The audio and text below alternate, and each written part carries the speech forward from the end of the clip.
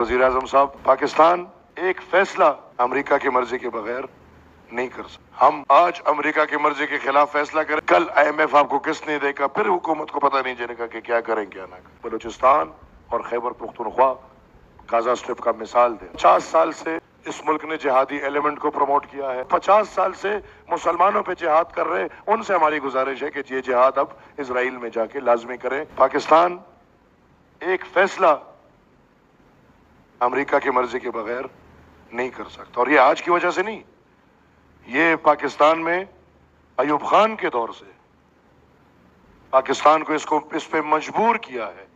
हमारे साथ अल्हम्दुलिल्लाह बड़े एक्सपर्ट्स बैठे हैं, यहाँ नवाज शरीफ जनाब आसिफ अली जरदारी साहब की शक्ल में, जो पाकिस्तान के पिछले 30 साल के तारीख के एक एक दिन से वाकिफ है। हम आज अमेरिका की मर्जी के खिलाफ फैसला करेंगे, IMF आपको किस नहीं देगा, फिर हुकूमत को पता नहीं चलेगा कि क्या करें क्या ना करें।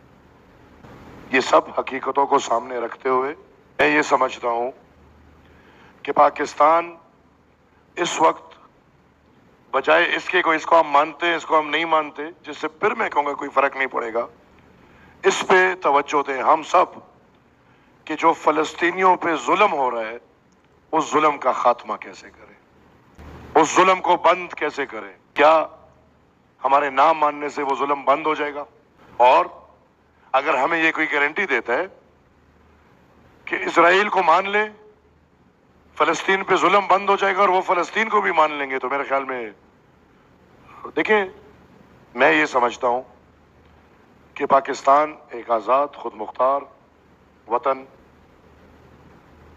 दूसरों के दुख और दर्द में शरीक बिल्कुल हम हो जाएं, लेकिन उनके मसाइल को हम इतना ना ओन करें कि हमें उनकी मर्जी का नहीं पता कि वो लोग क्या चाहते हैं, लेकिन हम अपने फैसले उसके ऊपर डाल दें।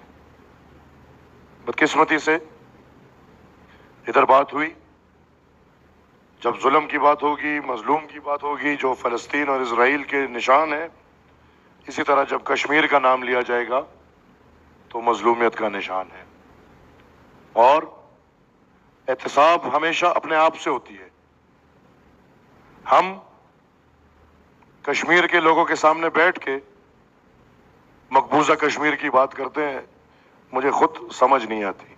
हमारी शहरक जो पाकिस्तान के नजरिए से हमें दिखाया गया है, वो शहरक तो हम मेरे ख्याल में खो चुके हैं, लेकिन उस शहरक को खोने के साथ अगर हम फलस्तीन की आज़ादी की बात करते हैं तो मेरे ख्याल में इधर बैठे हुए हम कश्मीर की आज़ादी की बात जरूर करेंगे। और वो सिर्फ वो कश्मीर नहीं जिस पे इंडिया ने कब्जा किया है।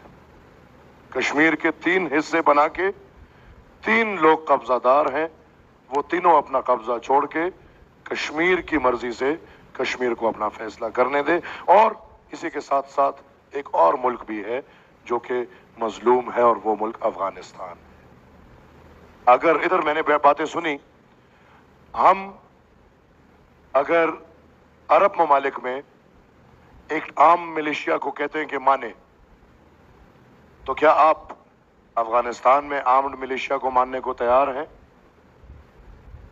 और फिर वजीर आजम साहब, क्या आप पाकिस्तान में आर्म्ड मिलिशिया मानने को तैयार हैं? क्योंकि नजरियाती तौर पे तमाम आर्म्ड मिलिशिया एक ही बात कर रही है कि वो जिहाद कर रहे हैं, वो खुदा और रसूल के निज़ाम को ला रहे हैं।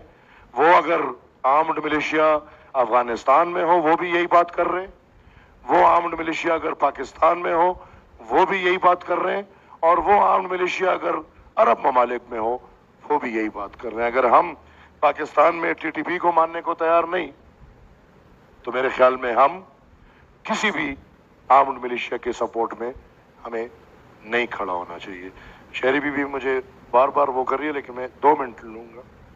जब आपके हाथ में होता है फिर मुझे टाइम पूरा मिलता है। वो किला चेयरमैन साहब से कभी कभी आ जाता है। सर, एक मौका है, हम सब इकट्ठे हैं, और बिल्कुल फलस्तीन की भी फिक्र होनी चाहिए, हर मुल्क और हर कौम जो मजलूम है उसकी फिक्र होनी चाहिए, लेकिन अपने मुल्क में भी हमें नजर डालना चाहिए। اس ملک کے لیے نہ ہمیں UN کے پاس جانا چاہیے، اس ملک کے لیے نہ ہمیں کی اور ادارے انٹرنیشنل اداروں میں جانا چاہیے. اس ملک میں خدا نخواستہ غازہ شپس بن رہے ہیں. 50 سال سے اس ملک کے اندر ایک طرح یا دوسری طرح آپ کے دو پورے صوبے بلوچستان اور خیبر پختونخوا غازہ اسٹرپ کا مثال دے رہے ہیں. ادھر آپ کہتے ہیں کہ 50,000 لوگ فلسطین میں شہید ہوئے ہیں. کیا آپ کے پاس وہ نمبرز ہیں کہ پختونخوا اور بلوچستان میں کتنے لوگ شہید ہوئے؟ تو میں اس وقت کا فائدہ اٹھاتے ہوئے حکومت وقت اور تمام تر پاکستان کے اداروں سے یہ درخواست کروں گا کہ آج اگر ہم جو رونا فلسطین، خدا نخواستہ 50 سال بعد کہیں ہم بلوچستان یا پختونخوا کے لیے بھی یہی رونا نہ رو رہے ہوں. ایک میری گزارش یا رائے میں کہوں گا کہ ہم کیا کر سکتے ہیں. ہم تو ایسے ملک ہیں کہ قرض دار بھی ہیں اور سب کچھ، لیکن اس ملک نے ایک کام جو بڑا بہترین کیا ہے اس کو جہاد بولتے ہیں. اور 50 سال سے اس ملک نے جہاد کو پروموٹ بھی کیا ہے. 50 سال سے اس ملک نے جہادی ایلیمنٹ کو پروموٹ کیا ہے. 50 سال سے اس ملک نے پاکستان بالخصوص خیبر پختونخوا، بلوچستان اور افغانستان میں جہاد، مسلمان زمینوں پہ جہاد کیا ہے. لہٰذا میری رائے یہ ہے کہ ہم وہ کر سکتے ہیں. صدر صاحب اور وزیر اعظم صاحب کچھ ٹکٹے مکٹے آپ مان لیں، کچھ ہم مان لیں گے. اور جو 50 سال سے مسلمانوں پہ جہاد کر رہے ان سے ہماری گزارش ہے کہ یہ جہاد اب اسرائیل میں جا کے لازمی کریں. یہ راستہ ہمارے پاس ہے اور ان سب کو اسرائیل بھیجیں تاکہ یہ اسرائیل میں جہاد کرے. Thank you ji. Thank you جی.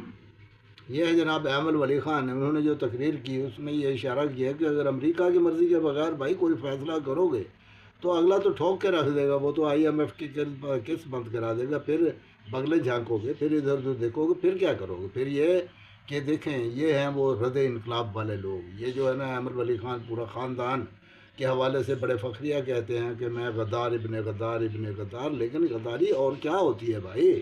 ان کاموں سے باز آؤ گے تو بات تو ہے غزہ کے مسلمانوں کے ساتھ ہونے والے ظلم کی.